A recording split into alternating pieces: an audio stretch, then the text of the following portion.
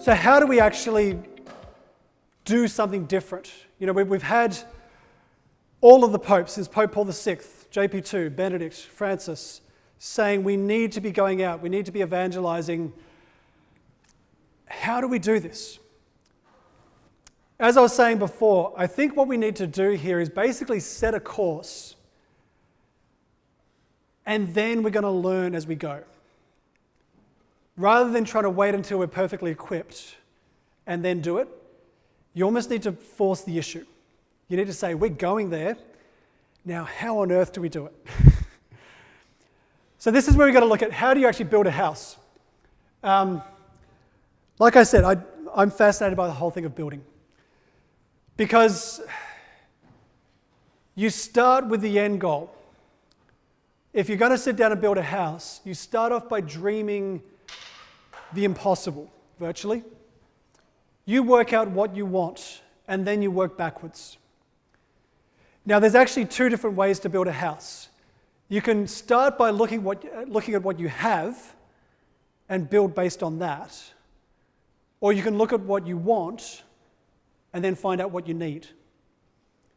So, for example, you could look in your back garden and see you've got 3 bits of tin sheeting, a couple of bits of wood, and some nails.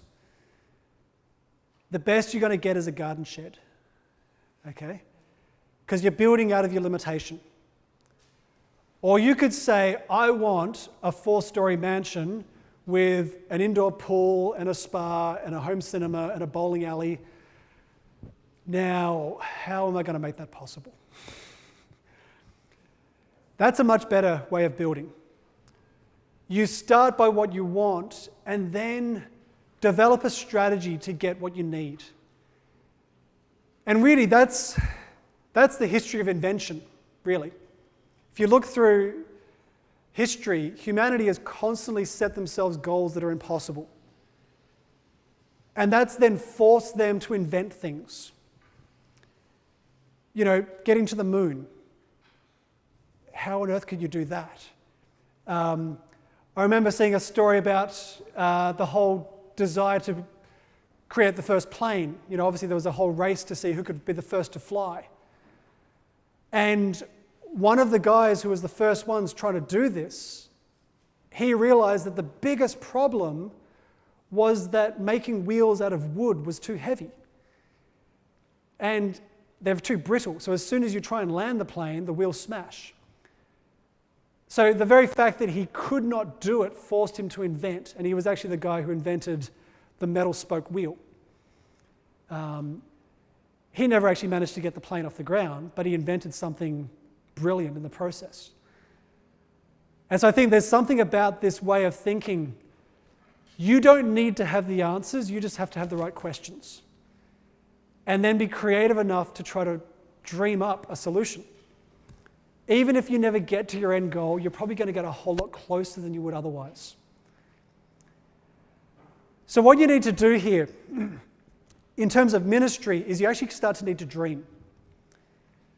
You know, so I started off talking about, is it possible? Is it possible to evangelize every young person in a high school? Every person in a suburb? Is it possible to get every Catholic in Sydney to come back to church? Dream big.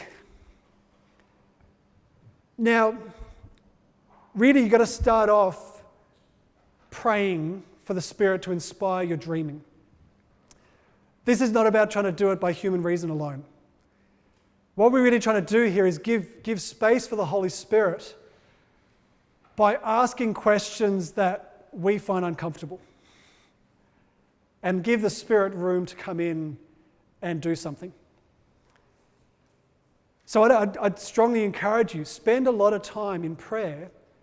Like, you've got to start this process on your knees and just say, God, what is your plan? You know, if you're running a youth group in a parish, say, God, what is your plan for this suburb? What is your plan for the high school? How many people do you want to be following you?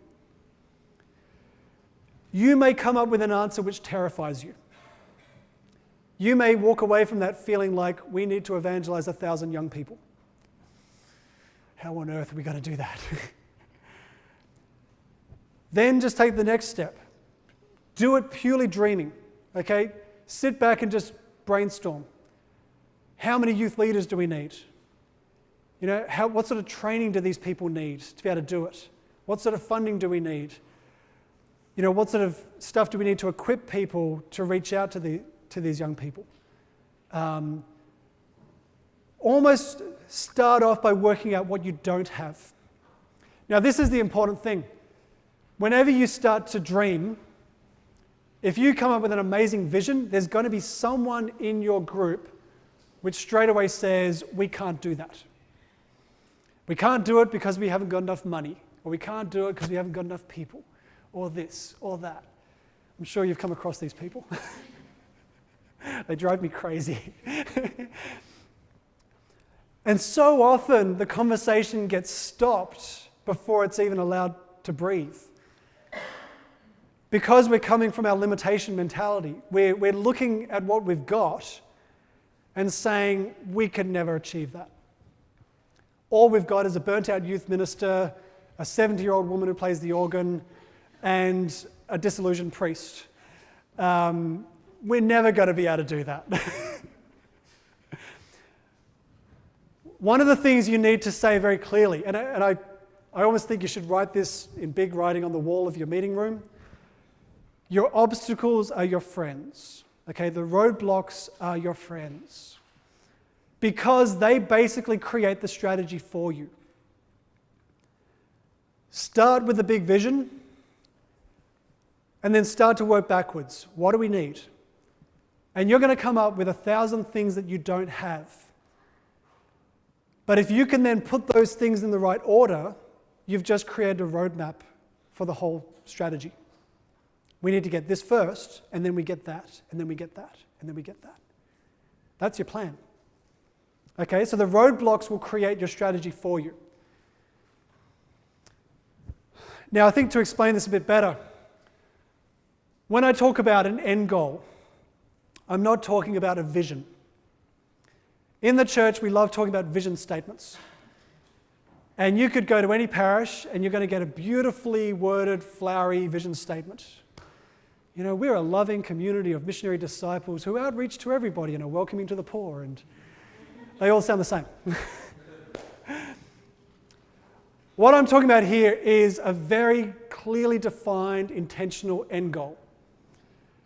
The difference between a vision statement and an end goal is a bit like the difference between a direction and a destination. So if I was to say to you, your job is to go west. As long as you're going west, you've done your job. So that means every day you wake up and you take one step west. I've done my job. Tomorrow, another step west. I've done my job. You're going to move, but you're only ever going to stay where it's comfortable. You're never going to go into the area where it's difficult. And gradually your steps are going to get smaller and smaller and smaller.